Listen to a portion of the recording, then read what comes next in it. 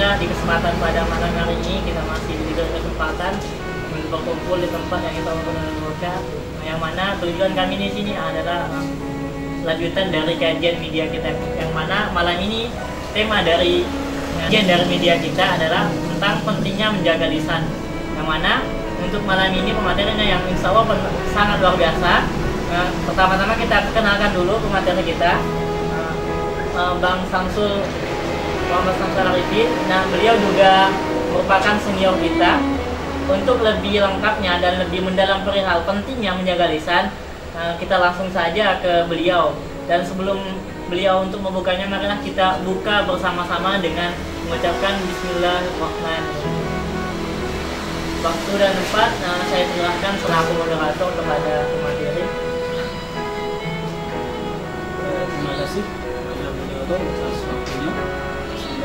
Assalamualaikum warahmatullahi wabarakatuh. Alhamdulillahirabbil alamin. Wassalatu wassalamu ala asyrofil anbiya'i wal mursalin sayyidina wa habibina wa maulana Muhammadin wa ala alihi washabbihi ajma'in. Qala wa bismillah sadri wa yassir amri wa hlul 'uqdatam min lisani yafqahu qawli. Alhamdulillah, pada kesempatan kali ini kita masih diberi kesehatan oleh Allah Subhanahu wa taala sehingga kita bisa melanjutkan kajian media yang sebelumnya sudah terlaksana dengan sangat sempurna. Nah, pada kesempatan kali ini insya Allah kita akan melanjutkan kajian media mengenai pentingnya menjaga lisan. Sahabat rahimahullah, pada kesempatan kali ini insya Allah kami akan membahas tentang pentingnya menjaga lisan. Sebagaimana kita ketahui bahwa lisan merupakan nikmat yang paling besar yang diberikan oleh Allah atau yang dikaruniai oleh Allah kepada kita sekalian, sehingga kita bisa berkomunikasi, berinteraksi, bahkan bisa merasakan rasa baik dari segi makanan, minuman dan lain semacamnya. Pertama, kita pahami apa yang disebut dengan lisan. Lisan dalam Al-Arabi diartikan sebagai jarihatul kalam, yaitu anggota badan yang bisa mengeluarkan perkataan. Kemudian para ahli bahasa memaknai lisan sebagai salah satu organ tubuh yang terdapat di bagian mulut yang menghasilkan kekuatan berbicara yang dapat dimengerti oleh manusia, ataupun disebut juga dengan bitahrik al-fasoha, yaitu ketajaman lisan. Lisan merupakan nikmat yang sangat luar biasa, di mana nikmat itu perlu kita syukuri atau wajib kita syukuri. Dengan cara apa? Yaitu dengan cara menjaga lisan. Karena lisan itu diibaratkan pedang, ya, pedang yang sangat tajam. Ketika seseorang tidak bisa menggunakan atau memanfaatkan lisan tersebut, maka pedang tersebut akan melukai sang pemiliknya. Begitu juga dengan lisan, ya kan? Jadi inilah proses atau pentingnya kita untuk menjaga lisan itu sendiri sebagai bentuk rasa syukur kita, ya kan? Dengan cara menjaga lisan kita, baik itu dari segi ucapan, ya, dari mencela, memfitnah, kemudian melontarkan kata-kata yang memang hal itu dilarang oleh Allah dan Rasulnya. Jadi menjaga lisan dalam setiap tindakan dan ucapan adalah satu cara untuk kita bersyukur kepada Allah, terutama menjaga perkataan kita dari hal-hal yang dilarang Allah dan Rasulnya tersebut. Bentuk lisan menurut Imam Al-Ghazali itu disebut dengan sirul jimi, azimul jumi. Itu adalah lisan menurut Al-Ghazali. Imam Al-Ghazali disebut sirul jumi azimul jumi. Ya, artinya kecil bentuknya tapi besar manfaatnya, atau besar bahkan bisa dikatakan besar mudaratnya. Kemudian menurut para ulama, lisan seseorang bisa lebih tajam itu tadi dijelaskan di awal bahwa inilah pentingnya menjaga lisan. Untuk apa? Untuk menjaga diri kita dari hal-hal atau dari dosa bahaya lisan itu sendiri. Suatu ketika sahabat Rasulullah itu bernama Mu'adz bin Jabal, ya. Mu'adz bin Jabal ini berkata, "Ya Rasulullah, nasihatilah aku, ya. Nasihatilah aku. Beri satu nasihat yang diminta oleh para sahabat tersebut." Kemudian Rasulullah menjawab, "Kuffa alaika hadza." Jagalah ini. Sambil sembari Rasulullah menunjuk lisan beliau. Artinya apa? Artinya memang Rasulullah ini menekankan untuk menjaga lisan kita.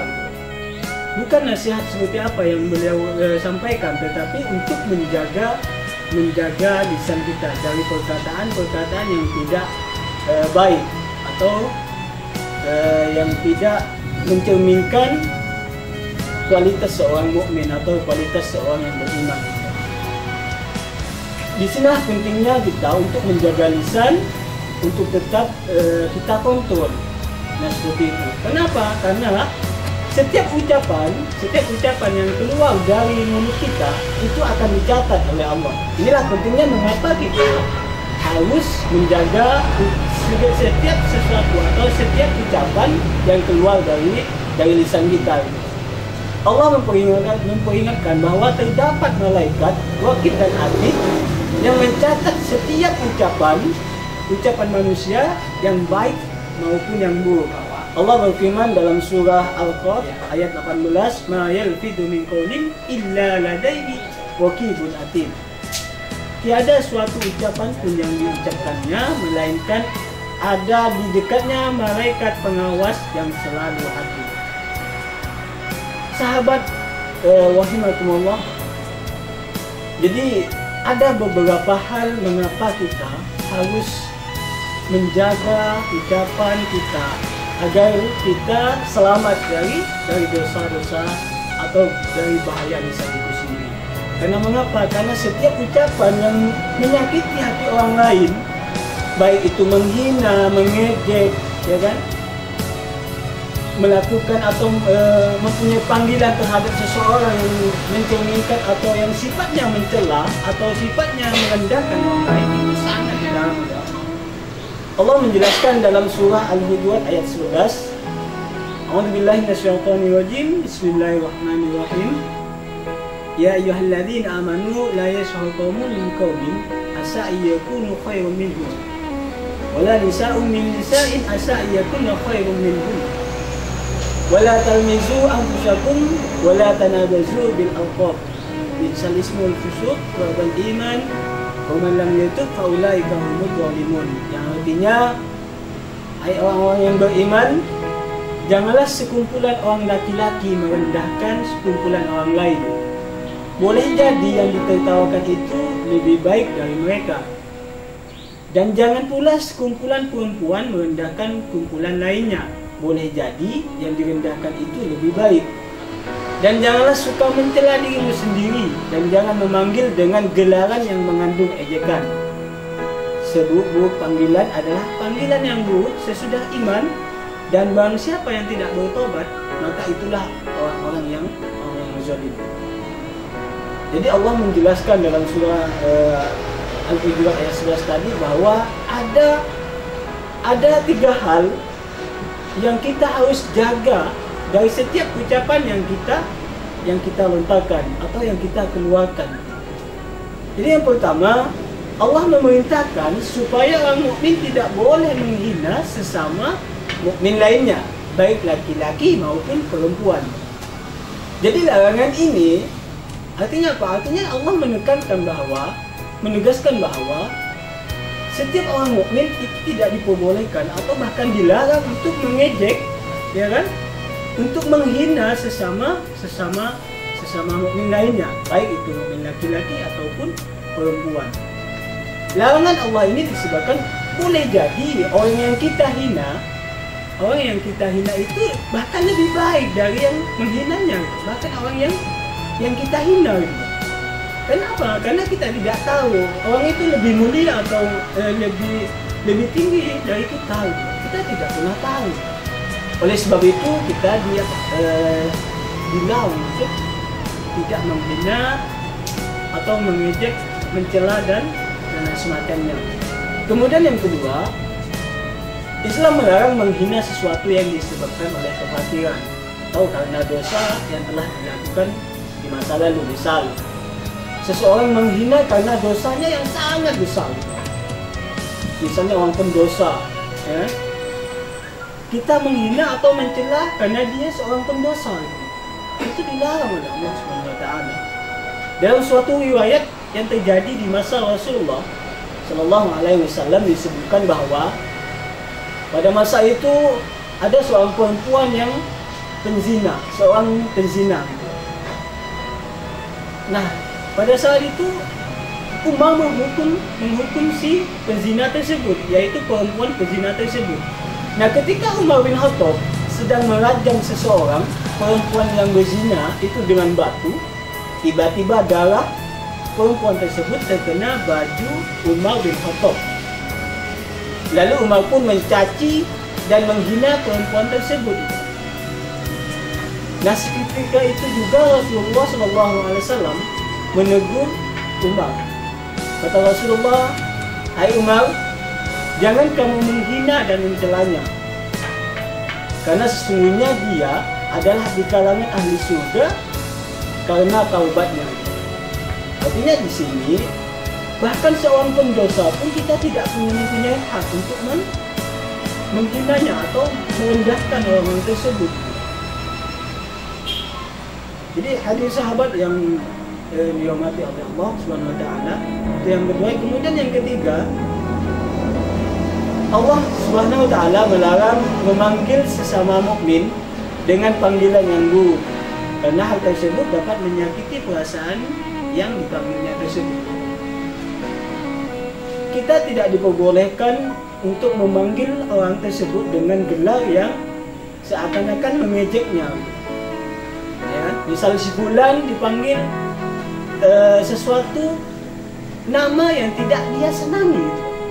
Bisa saja panggilan yang kita berikan kepadanya itu menghina atau bahkan menyinggung perasaannya. Itu sangat dilarang oleh Allah untuk kita tidak melakukannya. Kenapa? Karena panggilan buruk kepada seseorang itu seolah-olah merendahkan sesama manusia yang merupakan ciptaan Allah. Nah, merendahkan ciptaannya itu sama dengan merendahkan yang menciptanya. Ya kan? Merendahkan yang menciptakannya, itu Allah Subhanahu wa taala. Ya kan? Alangkah sangat berdosanya ketika kita mempunyai sifat yang seolah-olah merendahkan yang menciptakan seseorang itu tersebut. Oleh sebab itu, marilah kita sama-sama menjaga segala ucapan dan perkataan kita, ya, agar senantiasa terjaga dalam hal dosa, dalam sebuah perkataan. Karena ucapan seseorang itu adalah cerminan dari hati seseorang, ya kan? Bahkan salah satu ulama mengatakan bahwa untuk bisa mengetahui isi dalam hati seseorang itu cukup kita mengetahui ucapan orang tersebut. Nah, jika ucapan itu baik, maka insya Allah hatinya akan baik pula. Begitu juga dengan ucapan yang buruk, itu maka apa? Maka kemungkinan besar hatinya akan juga diliputi dengan keburukan. Maka sungguh sangat merugi ketika seseorang yang ahli ibadah tapi dia suka mencela seseorang. orang yang ahli ibadah, orang yang ahli sunnah, orang yang ahli puasa, orang yang ahli sedekah. Tapi ketika dia mengucapkan sesuatu, ketika dia berkomunikasi dengan orang lain, bahkan dia senang untuk mencela dan merendahkan orang lain. Hal itu sangat dilarang oleh Allah Subhanahu wa taala dan Rasulullah sallallahu alaihi wasallam. Suatu ketika sahabat Rasulullah pernah bertanya kepada Rasulullah. Pada saat itu sahabat bertanya, "Ya Rasulullah, ada si fulan, dia terkenal dengan ibadahnya yang sangat luar biasa. Rajin sholatnya, rajin puasanya, dan rajin sedekahnya. Namun tetangga bahkan orang-orang di sekitar, dia tidak merasa aman, dia tidak merasa tenang." Apa kata Rasulullah? Dia itu adalah ahli neraka. Kemudian para sahabat bertanya kembali. Kemudian ya Rasulullah, ada si fulan, dia sedikit sholatnya, sedikit ibadahnya, bahkan sedikit sedekahnya. Namun tetangga, orang di sekitarnya merasakan tenang, merasakan aman. Apa kata Rasulullah? Dia itu adalah penghuni surga. Nah, di sini kita bisa mengambil kesimpulan bahwa menjaga ucapan, menjaga lisan itu sangat kita perlukan, bahkan sangat ditekankan. Untuk apa? Untuk kita ambil pelajaran dari kisah-kisah, bahkan dari yang dijelaskan oleh Allah dan Rasulnya. Sahabat seperti yang dimuliakan Allah Subhanahu wa taala, terkadang ucapan yang kita tidak duga, bahkan itu bisa merasakan atau mengakibatkan dosa yang sangat luar biasa. Karena Rasulullah, oleh sebab itu kita harus menjaga lisan kita. Kenapa? Rasulullah sallallahu alaihi wasallam bersabda, "Salamatul insan fi hifdzil lisan." Keselamatan manusia itu tergantung dia menjaga lisannya. Kemudian Abu Musa al-Asy'ari radhiyallahu anhu, beliau bertanya kepada Rasulullah sallallahu alaihi wasallam, "Wahai Rasulullah, siapakah kaum muslimin yang paling baik?" Rasulullah menjawab, "Man salimal muslimuna min lisanihi wa yadihi." Seorang muslim yang tidak mengganggu orang lain dengan lisan atau tangannya. Nah, sahabat rahimakumullah, inilah mengapa sangat penting kita untuk menjaga lisan. Karena tanpa kita sadari, ternyata bahaya lisan itu sangat luar biasa. Karena seseorang bisa terjerumus ke dalam surga atau bahkan terjerumus ke neraka, itu tergantung dari dia menjaga lisannya. Oleh sebab itu, menjaga lisan dari perkataan yang tidak baik adalah suatu kewajiban bagi kita sebagai seorang mukmin. Kemudian memahami tentang bahaya lisan itu atau ucapan yang sering kita ucapkan dalam kehidupan kita sehari-hari, yang keluar dari lidah kita, tentu harus kita menjaganya dalam segenap jiwa dan raga. Semoga Allah senantiasa menuntun kita sekalian ke jalan yang diridhoi Allah Subhanahu wa taala, terutama dalam menjaga lisan kita, supaya Allah senantiasa menjaga lisan kita dari kesalahan berbicara maupun berkomunikasi. Sekian yang bisa kami sampaikan. Kurang lebihnya mohon maaf jika ada salah-salah kata. Mohon dimaafkan. Wassalamualaikum warahmatullahi wabarakatuh.